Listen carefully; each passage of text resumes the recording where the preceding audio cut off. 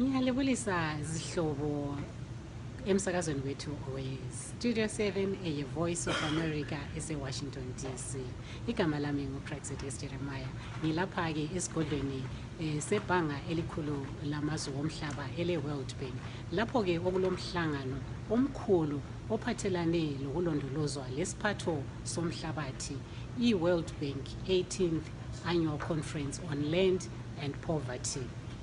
Lapha-ke kuphathwa indaba ezehlukeneyo zokuthuthukisa ukulondolozwa komhlabathi emazweni womhlaba. Kodwa-ke namhlanje engunanzeleleyo ukuthi kuma-conference rooms lapho engithekelele khona kube kukhulunywa ikakhulu ulimi lwesi-French.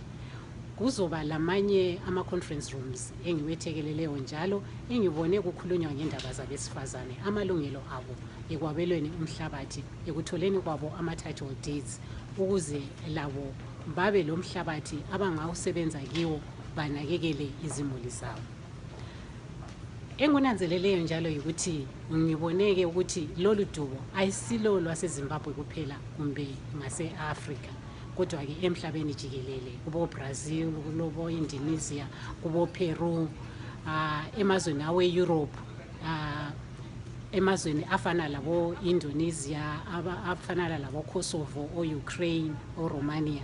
Ngithe ngiyethekelela kwelinye i-conference room ngaficana kupresentwa iphepha ngabesifazane base-Romania lase-Kosovo besithi bomama vukani lizilwele amalungelo enu, akula ozalinikeza ezandleni ukuba lilwele amalungelo enu ukuthola umhlabathi.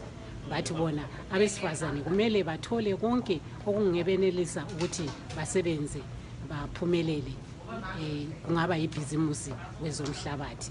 Yikho-ke kumele bathole imishina yangalezi nsuku nolwazi lwemishina yamakhompyutha le-internet ukuze bathole lolo lwazi. Okuningi ngizolinikeza ngokuya kwezikhathi. Praxedes Jeremiah, ise-World Bank e-Washington DC.